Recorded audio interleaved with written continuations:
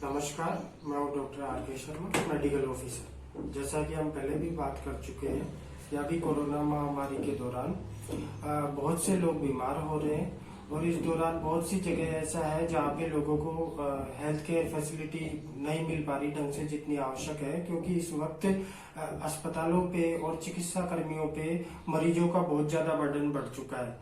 इसलिए कुछ ऐसी हिदायतें हैं जिनसे कि आपको मदद मिल सकती है, जो मैं आपको बताना चाहता हूँ। स्पेशली ऐसे मरीज जिनके पहले से कोई बीमारी है, को मोरबिडिटी है, जिनका पहले से इलाज चल रहा है, जैसे कि डायबिटिक पेशेंट है, हाइपरटेंशन के मरीज हैं, या कोरोनरी आर्टरी डिजीज के पेशेंट्स हैं जिनको पहले कभी हार्ट अटैक आ चुका है, या और दूसरी जैसे थायराइड की बीमारियां हैं। ऐसी परिस्थितियों के अंदर जिन लोगों की, जिन पेशेंट्स की पहले से कोई भी बीमारी है या दवा चल रही है, तो ऐसा देखा गया है कि दवाई खत्म हो गई या किसी लापरवाही की वजह से या और किसी और कारण से वो लोग अपने मन से दवाई बदल देते हैं या दवाई बंद कर देते हैं कि कोई बात नहीं, हो सकता है अभी नहीं है, अभी कोरोना चल रहा है तो हम 5-7 दिन बाद, 2-4 दिन बाद दवाई ले आएंगे। तो मेरी उन सबसे अपील है कि ऐसा ना करें। जो भी आपकी दवाई चल रही है, सबसे पहली बात तो यह है कि जो भी आपकी दवाई चल रही है उस दवाई को कंटिन्यू रखना है और अपने चिकित्सक से परामर्श अवश्य लेना है। चाहे वो आप किसी दूसरे वक्त में ले सकते हैं या ऑनलाइन ले सकते हैं, जैसे भी आप चाहें, परंतु अपने मन से दवाई बंद ना करें या दवाई बदले भी ना। बहुत से ऐसे केसेस हैं जिनके अंदर की हार्ट की दवाइयां चल रही थी या फिर हाइपरटेंशन की दवाई चल रही थी, वो अपने मन से दवाई कम कर देते हैं या बंद कर देते हैं। वो देखते हैं कि हाँ, मैंने बीपी चेक करवाया था, मेरा बीपी ठीक था, अब तो मेरा ठीक है, अब तो मैं ठीक हो गया, और वो अपने मन से दवाई बंद कर देते हैं। फिर क्या होता है कि अचानक से धीरे धीरे बीपी बढ़ने लगता है और कभी ऐसी स्थिति आ जाती है कि बीपी बहुत ही ज्यादा बढ़ जाता है, जैसे कि 180-200 के आसपास पहुंच जाता है और अचानक से ब्रेन स्ट्रोक या लकवा आने की पूरी संभावना रहती है। बहुत से ऐसे केसेज हैं जिनमें अचानक से बीपी बढ़ करके ऐसी दिक्कतें आ जाती है। तो ऐसी परिस्थितियों से बचने के लिए आवश्यक है कि जिनकी पहले से कोई दवा चल रही है या कोई और अन्य बीमारी है, वो कंटिन्यू रखें और अपने डॉक्टर से लगातार संपर्क में रहें। ये अति आवश्यक है। तो अपने मन से दवाई बंद नहीं करनी है और दवाई बदलनी नहीं है।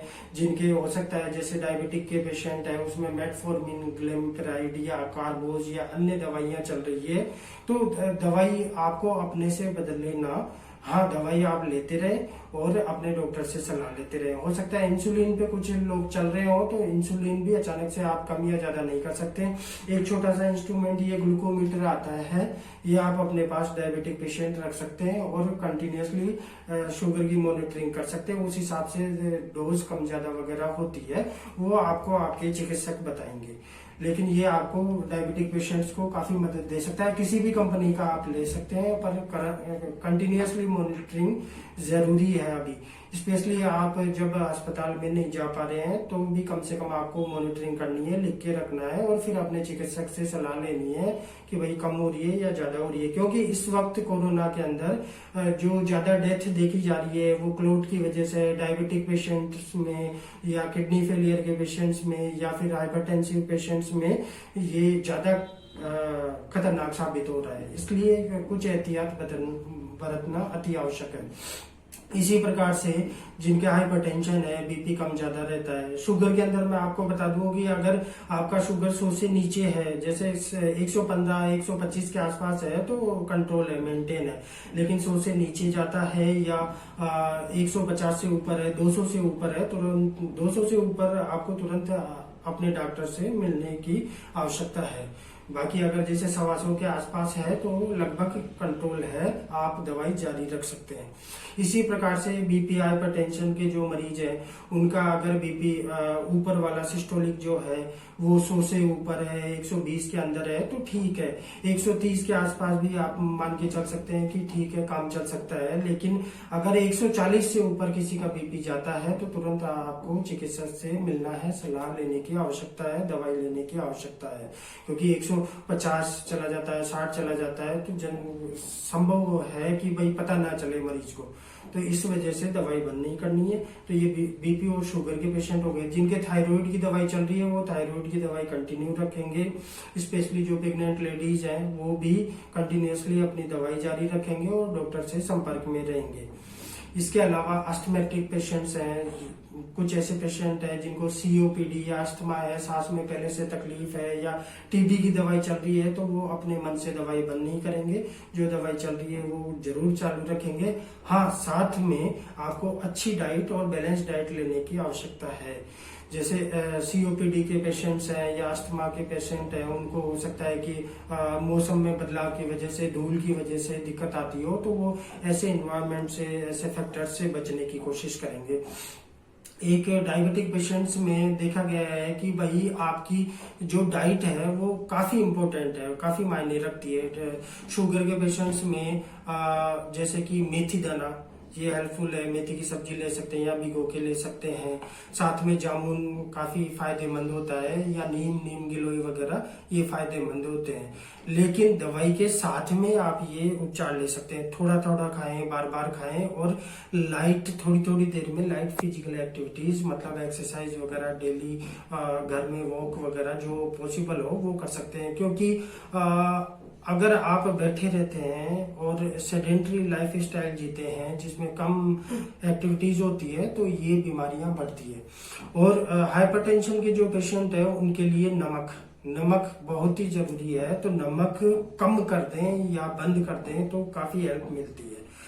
जितना हो सके कम नमक लेना है, तो उससे हाइपरटेंशन के मरीजों को हेल्प मिलती है। क्योंकि सामान्य देखा गया है, 1-2 बार नमक ज्यादा खा लेते हैं तो फिर ज्यादा खाने की आदत पड़ जाती है, और घर में सभी लोग ज्यादा खाते हैं और वो फैमिली हिस्ट्री टाइप से हो जाती है, और काफी लोगों को ये समान प्रकार की बीमारियां या प्रॉब्लम शुरू हो जाती है।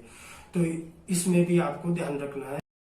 इसके अलावा जैसे कि जो हाइपरटेंशन के पेशेंट्स हैं, हो सकता है कि बार बार हॉस्पिटल्स नहीं जा पा रहे हैं, अभी कोरोना की वजह से जाना भी ठीक नहीं है, तो ऐसा एक डिजिटल ये बीपी नापने का इंस्ट्रूमेंट आता है जो कि आप घर पे भी मंगवा सकते हैं, किसी भी कंपनी का मंगवा सकते हैं। हालांकि जो अस्पताल में जिससे मरकरी वाला होता है उससे जो बीपी नापते हैं वो भी अच्छा एक्यूरेसी देता है, परंतु अगर आप नहीं जा सकते हैं, उसमें हेल्थ केयर प्रोवाइडर की, चिकित्सा कर्मी की आवश्यकता होती है, इस प्रकार का होता है, तो ये आप अपने घर पे मंगवा सकते हैं। एक बार आप अगर इसको चेक करना सीख जाएंगे, ये नल की नीचे की तरफ होती है और अपनी बाह में डाल लेंगे, और इसको ऑन करने पे ये ऑटोमेटिक दिखाता है। याद रहे कि ये हो सकता है एक बार में फुल रीडिंग ठीक नहीं बता पाए, तो इसको आप 2-3 बार चेक कर सकते हैं। साथ में ये कफ ढीला, बहुत ज्यादा ढीला या टाइट नहीं रहे, इस बात का ध्यान रखना है। ये नीचे की तरफ होती है,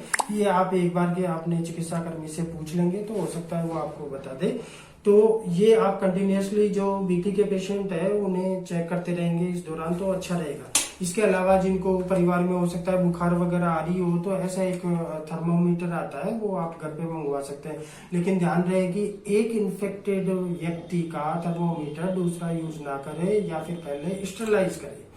तो ये बहुत छोटा सा इंस्ट्रूमेंट है, इससे अगर आप कंटिन्यूसली मॉनिटर करेंगे, स्पेशली जिसको ज्यादा बुखार आ रही है, तो वो क्या करे कि हर 2 घंटे में, 3 घंटे में बीपी मॉनिटर कर सकते हैं। अन्यथा दिन में 2 से 3 बार तो मॉनिटर करें, ये टेम्परेचर मॉनिटर करें, और एक चार्ट बना लें, लिख के रख लें, जिससे कि आप अपने चिकित्सक को बता सके कि आपको बुखार कब कब आता है, कितना आता है, उस हिसाब से आपको हेल्प मिल सकती है। इसके अलावा ये एक SpO2 ऑक्सीजन सेचुरेशन मापने का आता है, तो इसको आप ये अपने घर में मंगवा सकते हैं, किसी भी कंपनी का मंगवा सकते हैं। और ये जिसको सांस में तकलीफ है, कोरोना पॉजिटिव पेशेंट है, तो कंटिन्यूसली मॉनिटर करने से आपको हेल्प मिल सकती है।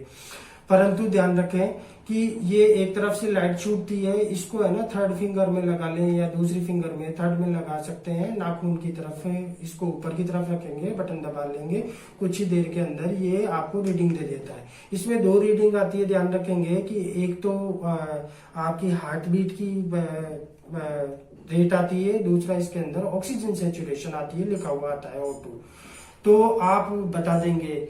फिर ये भी आप मॉनिटर करते रहेंगे। अगर किसी का जैसे 93 से नीचे, 92, 90 से नीचे जाता है तो आपको चिकित्सकीय सलाह तुरंत लेने की आवश्यकता है। अगर किसी का 97, 98, 99 पर मेंटेन है तो पैनिक नहीं होना है, आप काफी हद तक मेंटेन है। धन्यवाद।